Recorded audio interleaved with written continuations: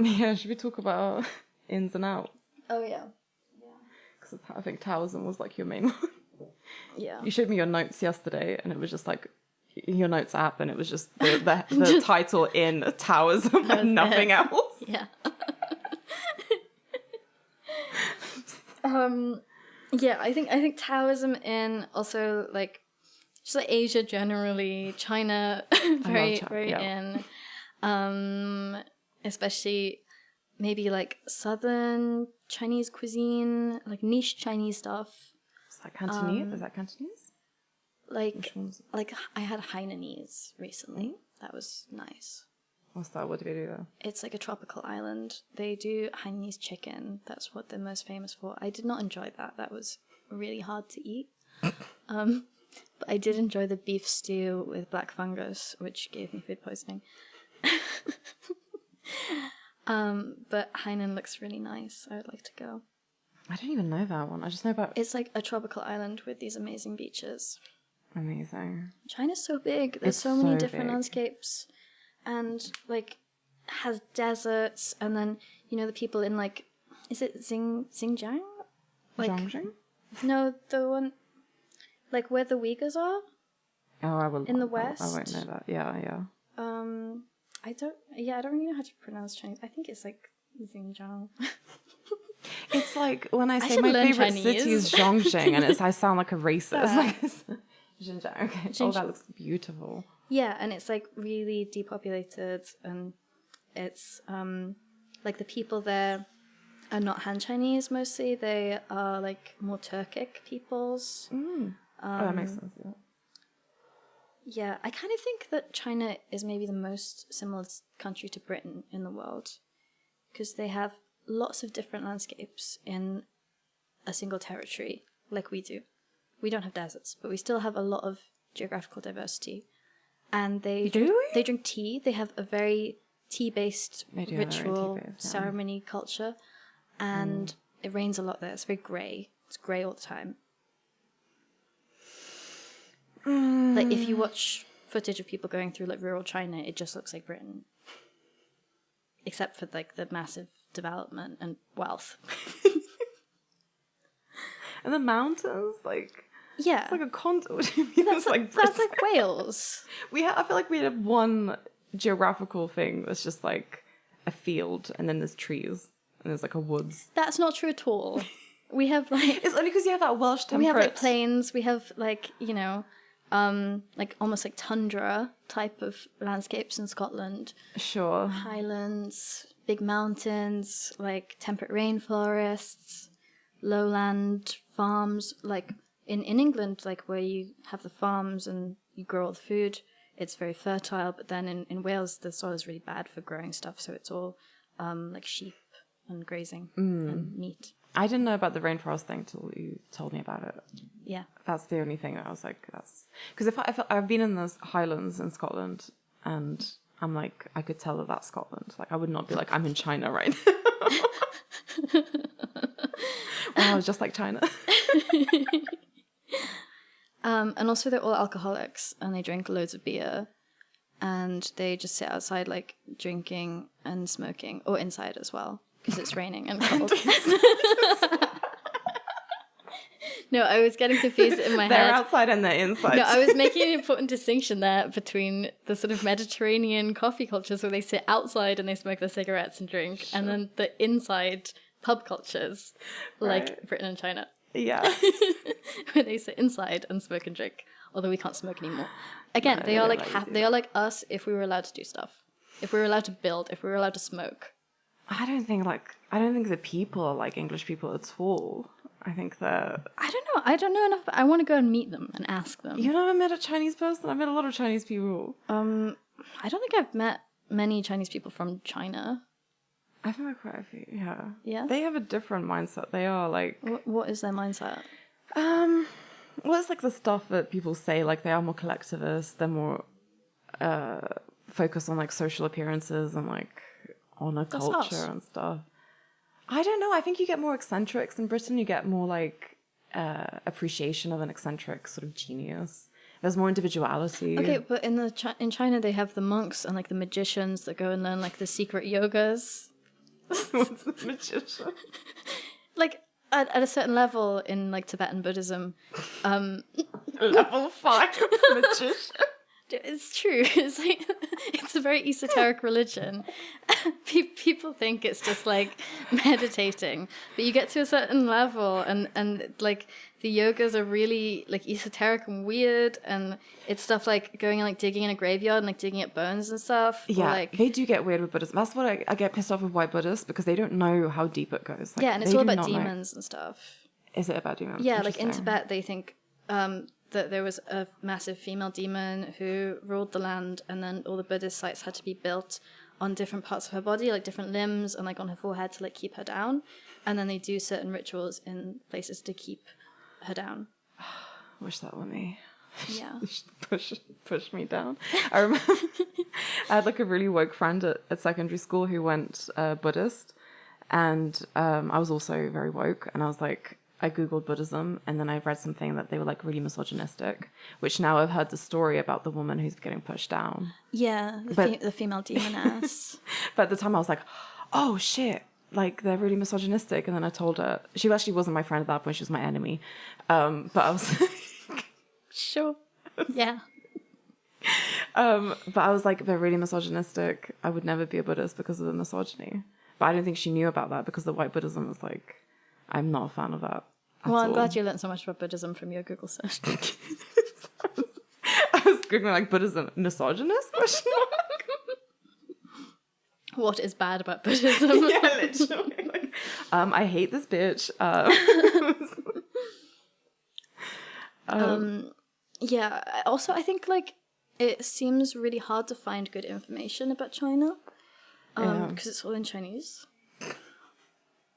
I thought you meant like the censorship. Or... I mean, also like because the information systems are so separate to ours. They are, yeah. So, like when I was in Dahab, I met this qigong instructor, and just like learned so much about qigong. And he was telling me about all the different systems, and he'd been training in it since he was 7, and he trained with these monks, and they were just like. There seem to be loads of things which you basically only learn by going and like meeting someone and like learning from them.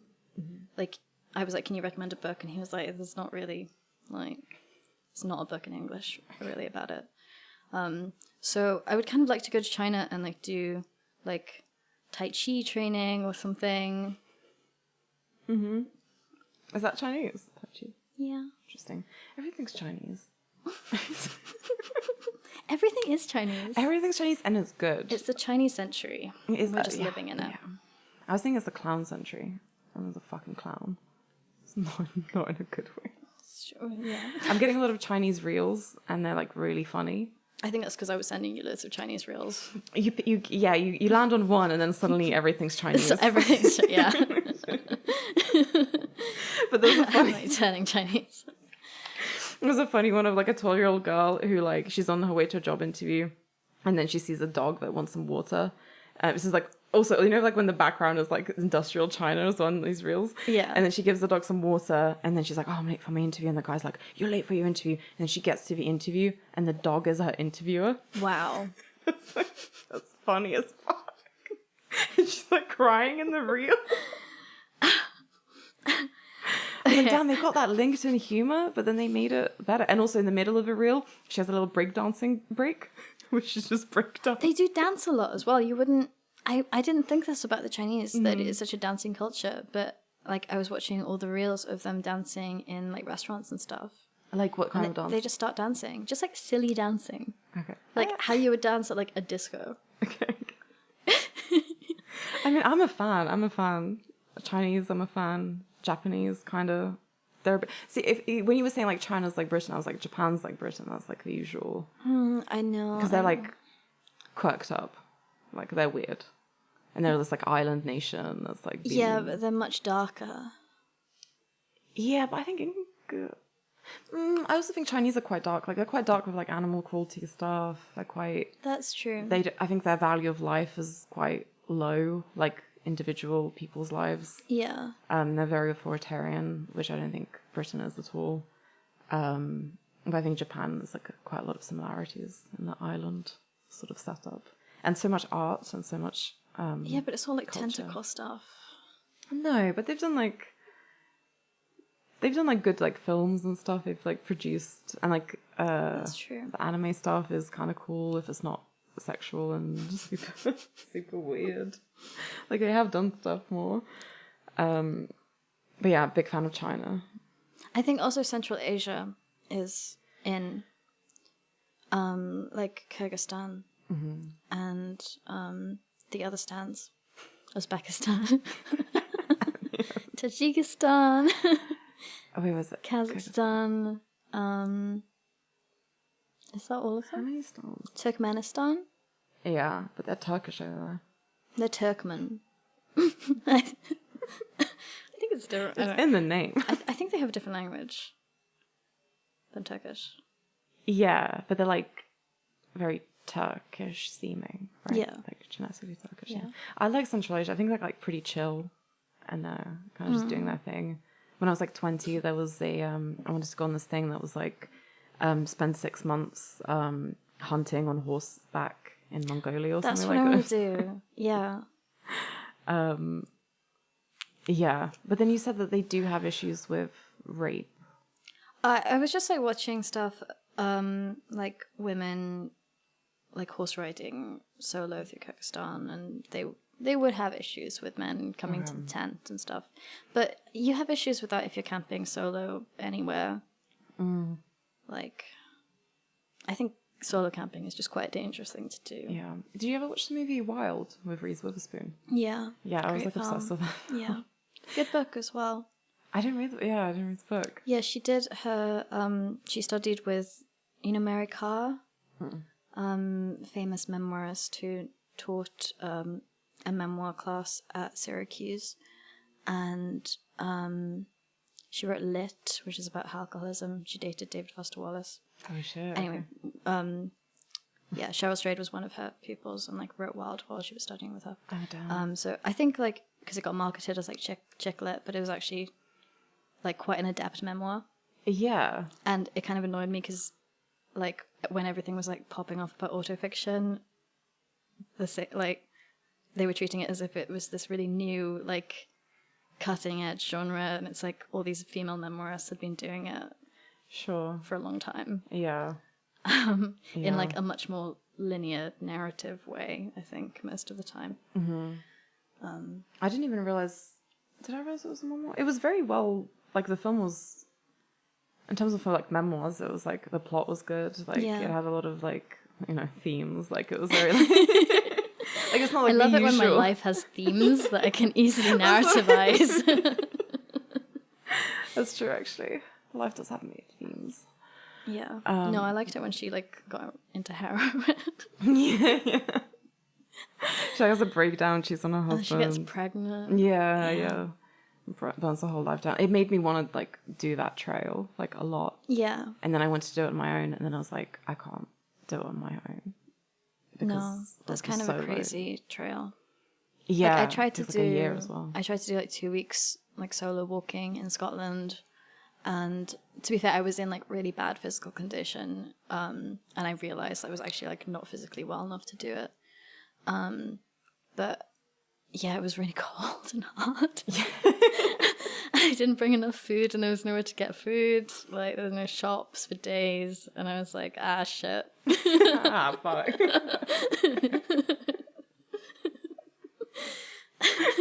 The most female thing. Drink from the stream and Faint. Keep fainting. I just went and stayed in a guest house. Yeah, I think I would have to do it with someone. But I think I'm like ready for Mongolia now. I would love to see you on horseback in Mongolia. Yeah, because I went to pony club, so I used to do all of those like standing on the pony and like like when you do like the breakdancing thing on top of the pony and you like spin around. Okay. Maybe. I And think then maybe you I've go seen off the this. side of the pony and you run and then you jump back on. I've seen that, yeah. It's like I think is it called like Gymkhana or something? It's like you do it at pony club and you get rosettes and stuff. But I was watching the videos of the Mongolian horse guys and they're doing that kind of thing, but just like way more advanced. Sure. So I think I could do it. Yeah. Maybe get a guy to go with you. No. It's just me. No. I mean, the only times I've actually been in trouble traveling, it's been because I was traveling with a man. Like, I was like, oh, I need a man to like keep me safe. But like, by far the worst experiences I've had have been because I've been traveling with a man. Yeah, you forgot about the man in your house. Yeah. That's the guy. Yeah, exactly. Okay, what are we doing? We're doing in. Otherwise in Champagne. Yeah, I feel like that's always in. True. I was saying, and you agreed with me earlier, Drake. Yeah. He's going to make a comeback. He's going to drop a song that's like the best song ever. Yeah. It's going to be his year.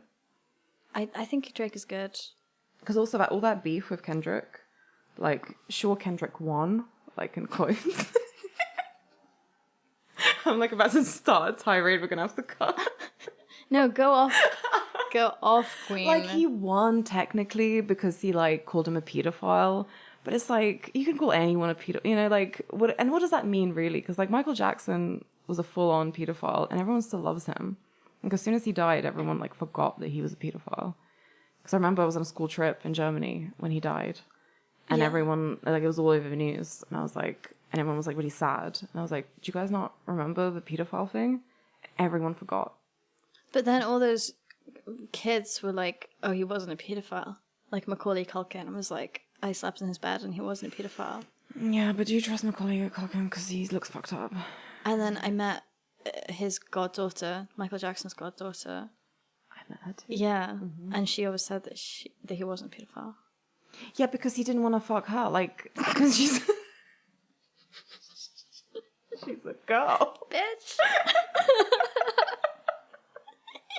Sorry. He had a type. Not you. I think that really teaches us about, women's tendency to extrapolate from their own experience. Honestly, like, come on. He had a type. It was like 9 years old to 11 years old boys, and that was it. And he did that over and over again. Like, what were we talking? Yeah, she's literally like, he never wants to fuck me. Okay, so Drake's back on my side, so that's in. Anorexia's in. Yes. I feel like it's been in for a couple of years. Yes, but I feel like because Ozempic is now making everyone actually like anorexic thin, like underweight thin. Mm-hmm. So it's no longer weird to be that thin. Right. And it's also becoming really normal to just like turn food down and like not eat a whole meal because everyone is like on peptides, so like they're not hungry. Yeah. So I think a lot of that stuff will just become like normalized again. Sure. I thought you were going to say that anorexia will become a status symbol and doing it like raw dogging it. I think that's true, but I think because anorexics generally don't like to shout about the fact that they're anorexic. That's true. They like to blend in at restaurants. Yeah, that's true. But I think the anorexic look is going to be like high status again. People aren't going to be concerned about it.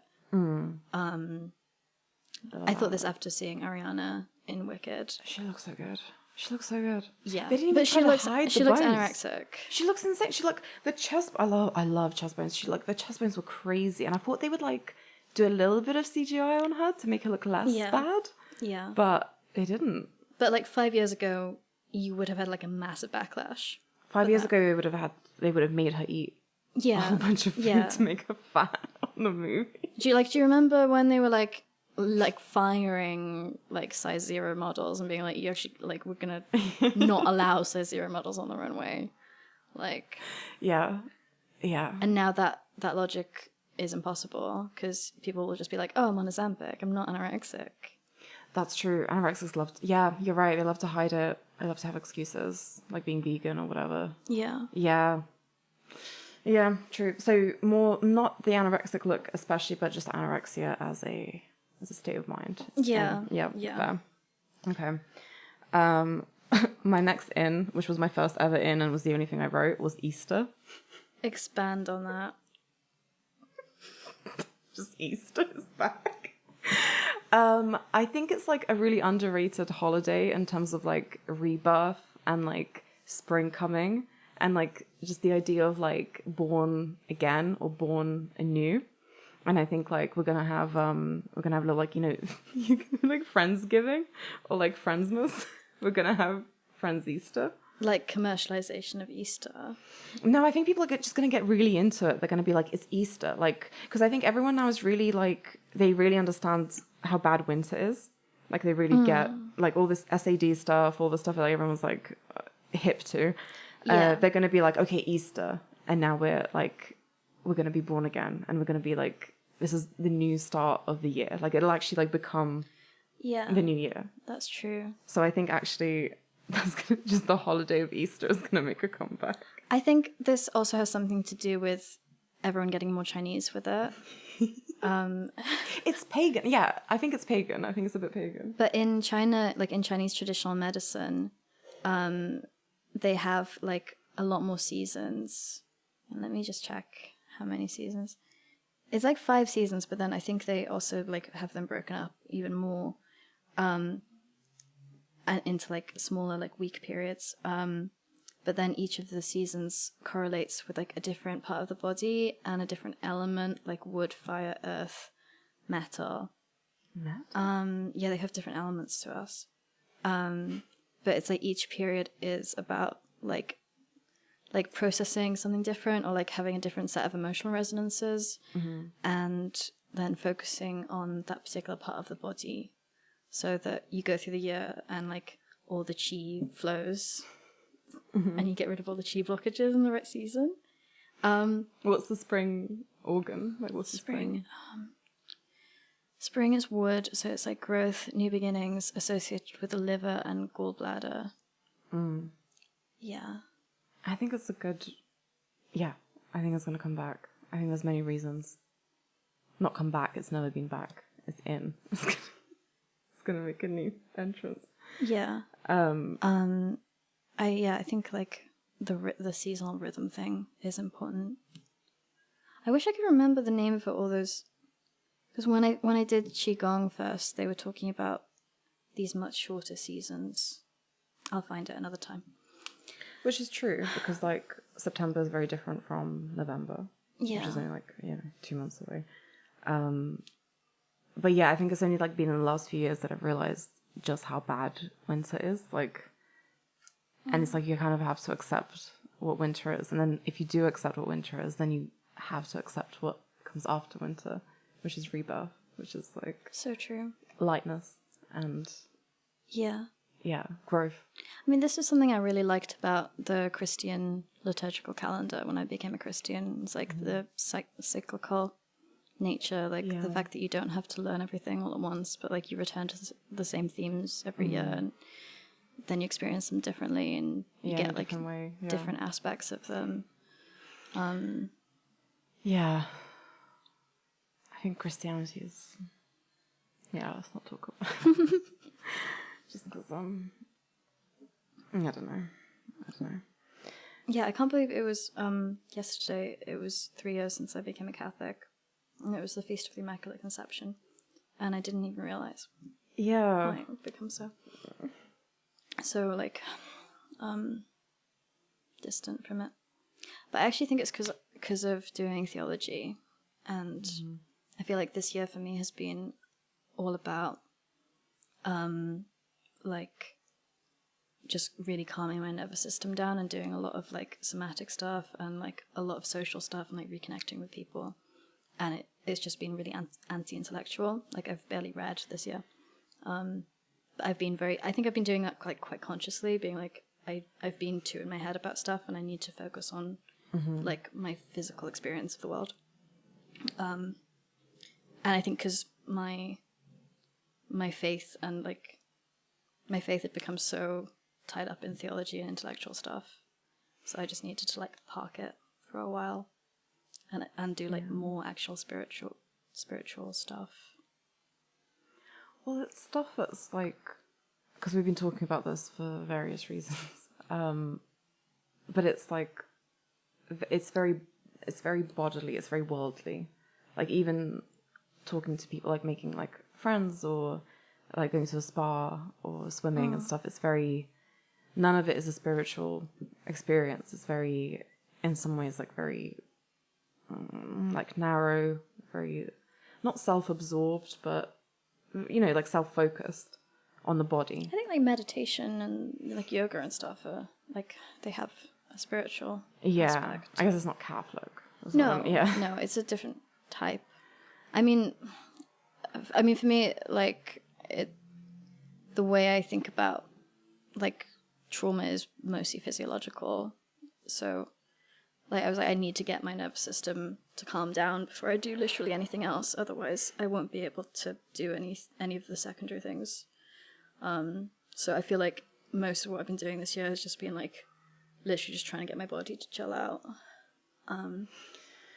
Yeah, I guess I thought, not obviously not talking about it, but like I thought that faith in God and religion would kind of, you know, supersede those needs. Like, I thought I kind of didn't need to take care of my body or calm myself down. Classic. If I just had like faith in God. But it's all of these things, you know, like when you're like, when I was like left wing, or like I was like so obsessed with trauma. I read like Body Keeps the Score. I read all these like books and was really focused on it. And then when I became religious, I was like, none of that really matters. Like, you kind of move on, you know, life is what it is, and you just sort of have faith in God. And then I think it's both. it is, I think it's both. And that's the Tao. And that's the yin and that's the Christ, the universal Tao. It's so true. I think that's like, we've been talking about Taoism, and I was like looking it up, and like, just like a balance. Like, yeah. And I think I've not really had the balance. No, same. It's hard. Like, yeah, and then because it's so hard not to focus, like, especially this year, like I've met loads of people, I've had like a really good social time. I've been doing like things that are like worldly, you know, like very like fun and interesting, and I've been kind of like distant, and it is something that you have to take care of. Like, it is like not a chore, but it is something you have to do. Like, you have to go to church, you have to do all these things, and I've kind of neglected it, and now I feel like I'm suffering because of it, because of something that's, you know. And I think like, if like, because I've just been doing a lot of very self-focused stuff, like going to like yoga and spa and stuff, and doing sound baths and everything all the time, and I think I'm losing the ethical dimension, because I think you have that very you know, internal focused spirituality. Yeah, exactly. Which I really need, because I'm not good at meditation, I'm not good at prayer, and like I need that kind of practice in my life, I think, because when I became a Christian first, I was doing lots of like contemplative prayer and like Ignatian meditation, and I do need that aspect. But then I think if you just have that without the religion aspect, then you miss like all the moral instruction and stuff. Yeah, and you just end up behaving in ways that are not conducive to a good life.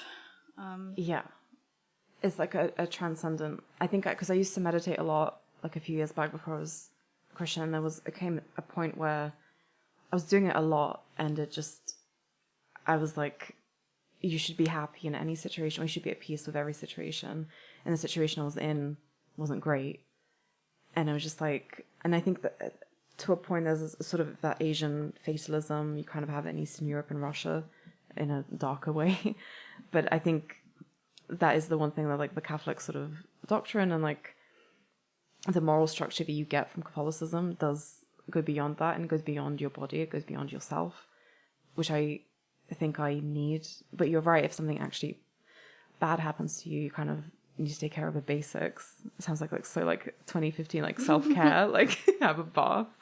But you can, and also I think sometimes with like the Catholic stuff, and then like the politics that I'm on the side of, it's like everything becomes like this cosmic war, and it's like not everything's a cosmic war. Like sometimes you need to get into the steam room and and I think you see the deficiencies on both sides. Like, you know, when you meet Catholics who are very angry